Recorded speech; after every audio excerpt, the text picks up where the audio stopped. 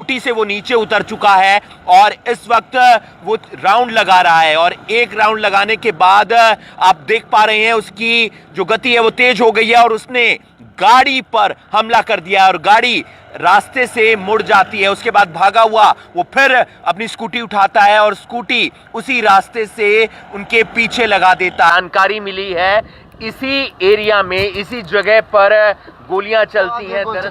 गोल चक्कर पर हुआ क्या था वहाँ पे पता नहीं, हेलमेट डाल रखा था एक बंदे। फायरिंग किया वो कार वाले के पास है। और हमने जब कई सारे सीसीटीवी कैमरास चेक किए तो उसमें वारदात भी रिकॉर्ड हो गई थी, जिसमें वारदात करता बंदा भी दिखाई दे रहा है और इनकी गाड़ी भी दिखाई दे रही है। तो उसमें एक्टिवा पे वो आदमी आया था, मतलब स्कूटी पे आया था, एक्टिवा नहीं थी, स्कूटी पे वो आया, सफ़ेद रंग की स्कूटी थी पुरानी सी। फिर हम उनको फॉलो किया, जैसे सीसीटीवी कैमरे लगातार देखते गए तो रूट बना के जब उसको फाइनली हमने उसको आइडेंटिफाई कर लिया। 6 अक्टूबर दिन शुक्रवार समय दोपहर के 3 बजे करनाल का मुगल कनाल इलाका गोलियों की गूंज से दहल उठता है। दरअसल 3 बजे यहां से एक युवक स्कूटी पर आता है जिसने हेलमेट डाला हुआ था। इसी जगह पर वो अपनी स्कूटी खड़ी कर देता है और वो इंतजार कर रहा होता है एक गाड़ी का जिसमें करीब 5 लोग सवार थे। वो गाड़ी इस तरफ से आती है और जैसे ही गाड़ी कुछ सेकंड में यहां से आती है उस गाड़ी पर वो फायर कर देता है। 3 राउंड फायरिंग की जाती है और गाड़ी एकदम यहां से मोड़ ली जाती है। उस गाड़ी में सवार था राजेश, जो कोट मोहल्ले का रहने वाला है, जिस पर हत्या का आरोप है। 2015 दिसंबर में एक शराब कारोबारी संजय की हत्या कर दी गई थी, उसमें आरोप राजेश पर भी लगा था और उस मामले में वो अभी जमानत पर बाहर था। कल यानी कि शुक्रवार के दिन कोर्ट में सुनवाई थी। वो अपनी तारीख पूरी कर कर वापस लौट रहा था, लेकिन उस पर हमला होता है। हमला कौन करता है ये अभी तक नहीं पता चल पाया है, लेकिन स्कूटी सवार जो युवक था, जो बदमाश था, उनकी गाड़ी जाने के बाद वो फिर से उसी स्कूटी के पास पहुंचता है, अपनी स्कूटी उठाता है और इसी रास्ते से वो निकल जाता है।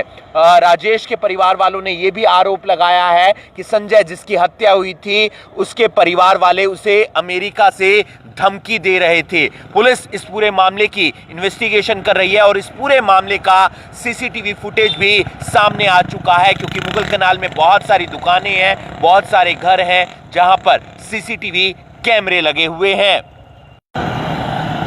हम आपको दिखा रहे हैं उस घटना का सीसीटीवी फुटेज जो दोपहर के समय मुगल कनाल इलाके में होती है। ये आप देख सकते हैं स्कूटी सवार जो बदमाश है वो आ गया है, हेलमेट उसने डाला हुआ है, स्कूटी से वो नीचे उतर चुका है और इस वक्त वो राउंड लगा रहा है और एक राउंड लगाने के बाद आप देख पा रहे हैं उसकी जो गति है वो तेज हो गई है और उसने गाड़ी पर हमला कर दिया और गाड़ी रास्ते से मुड़ जाती है। उसके बाद भागा हुआ वो फिर अपनी स्कूटी उठाता है और स्कूटी उसी रास्ते से उनके पीछे लगा देता है और ये सीसीटीवी फुटेज दोपहर 3 बजे का है और 3 राउंड फायरिंग होती है और एक गोली राजेश के पैर में लगी है, 2 गोलियां जो हैं वो गाड़ी पर लगती हैं। राजेश का निजी अस्पताल में इलाज चल रहा है और यहाँ पर मौके पर जो CIA 1 है, CIA 2 है, DSP हैं, अलग अलग थाने के SHO पहुंचे थे ताकि पूरे मामले की इन्वेस्टिगेशन की जा सके।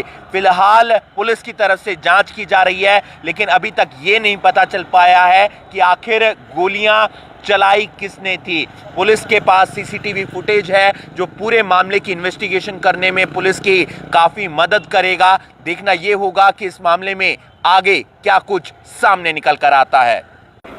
शुक्रवार के दिन करनाल में मुगल कनाल के इलाके में गोलियां चलती हैं और गोलियां एक आरोपी राजेश पर लगती है। उनका निजी अस्पताल में इलाज चल रहा है। उसके बाद अलग अलग सीसीटीवी फुटेज खंगाले जाते हैं और सीसीटीवी फुटेज मिल जाता है।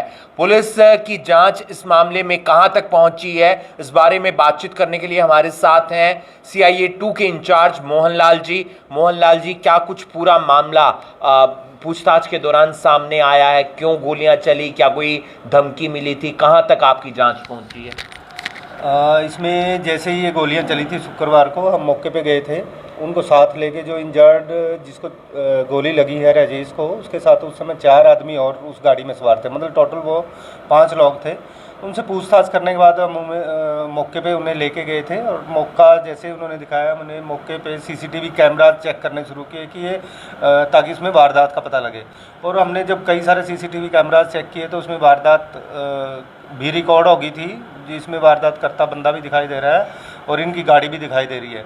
तो उसमें एक्टिवा पे वो आदमी आया था, मतलब स्कूटी पे आया था, एक्टिवा नहीं थी, स्कूटी पे वो आया, सफ़ेद रंग की स्कूटी थी पुरानी सी। फिर हम उनको फॉलो किया, जैसे सीसीटीवी कैमरे लगातार देखते गए तो रूट बना के जब उसको फाइनली हमने उसको आइडेंटिफाई कर लिया। जो ये गोली चलाने वाला है राजेश पे जिसने ये गोली चलाई है, ये इंदर है जोगा सिंह का, जो जरीफा फार्म का है। तो अभी फ़िलहाल वो घर से भागा हुआ है, पूरा परिवार ही उनका, और हमारी दोनों टीमें इसमें लगी हुई हैं, बहुत जल्दी उसको गिरफ्तार पूरा परिवार वहाँ से फरार है? पूरा परिवार उसका वहाँ से फरार है। 2 भाई हैं वो, उनके माँ बाप हैं, पूरा परिवार ही घर में लॉक करके वो फरार है। कुछ कारण पता निकल कर आया है? उन्होंने कोई आरोप लगाया है जिनके परिवार के ऊपर ये गोली चली है, राजेश या उनके जो बाकी साथी थे? नहीं, एक्चुअली जब ये अरेस्ट होगा कारण तो तभी पता लगेगा कि इसने क्यों गोली चलाई है, इनकी कोई पुरानी बात है या किसी के कहने पे इसने गोली चलाई है। बाकी कंक्लूड तो फिर तभी उसके बाद ही बताया जा सकता है। राजेश कौन है? कोर्ट मोहल्ले का बताया गया और उसका कोई पुराना रिकॉर्ड है क्योंकि वो कोर्ट से आ रहा था, जमानत पर बाहर है। जो राजेश है कोट मोहल्ला का, यहीं करनाल का रहने वाला है, और एक जिम ट्रेनर था संजय, जो कई साल पहले उसका मर्डर हुआ था और उस केस में इसको राजेश को भी गिरफ्तार किया गया था। He was one of the accused in that case. और उस दिन जो है उसी केस की तारीख पे कोर्ट गया हुआ था। 302 का आरोप 302 का इसके खिलाफ जो है आरोप है, उसी केस में अरेस्ट हुआ था और आजकल जमानत पे है। और ये जो आरोपी था जिसने गोली चलाई है, ये इसका कोर्ट से ही पीछा कर रहा था, क्योंकि वो सीसीटीवी कैमरा से जब एक के बाद एक हमने कैमरे देखे तो कोर्ट से ही इसकी गाड़ी का पीछा कर रहा था। राजेश ने जब आपने उनसे बातचीत की होगी या उनके परिवार वालों से, तो उन्होंने कहा कि कुछ ऐसा विदेश से कोई धमकी वगैरह आ रही थी? उसके भाई ने जब शुरू में मौके पे गए थे तो उसके भाई ने बताया था कि पहले भी विदेश से हमें धमकी आई है, कोई चिट्ठी भी आई है, लेकिन उन्होंने ना तो कभी कोई पुलिस कंप्लेंट करी है और ना इसके बारे में पहले पुलिस को बताया। तो कई टीमें उस युवक को ढूंढने में लगी हुई हैं जिसने राजेश पर गोलियां चलाई हैं। इंदर नाम बताया जा रहा है, जो स्कूटी पर सवार होकर आया था। और फिलहाल जब पुलिस CIA 2 की टीम उनके घर पहुंचती है तो वहां पर ताला नजर आता है। कब तक पुलिस उस व्यक्ति को गिरफ्तार कर पाती है और उसके बाद इस केस में क्या कुछ खुलासे होते हैं वो वक्त बताएगा। लेकिन एक बड़ा खुलासा ये हुआ है कि गोली चलाने वाला युवक कोर्ट से राजेश की गाड़ी का पीछा कर रहा था। आप देख रहे हैं करनाल ब्रेकिंग न्यूज, मैं हूं आपके साथ हिमांशु नारंग। कुछ और ये आप तस्वीर देख पा रहे हैं, ये हरे रंग की एक चेक शर्ट डाली हुई है, हेलमेट लगाया हुआ है और स्कूटी है। ये सीसीटीवी जो कैमरे खंगाले गए हैं वहां की ये फुटेज है। मुंह पर रुमाल भी बांधा हुआ है, हेलमेट लगाया हुआ है और एक चेक जो है वो शर्ट डाली हुई है।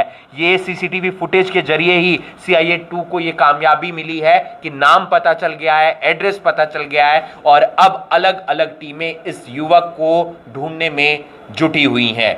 आप देख रहे हैं करनाल ब्रेकिंग न्यूज, मैं हूं आपके साथ हिमांशु नारंग। धन्यवाद।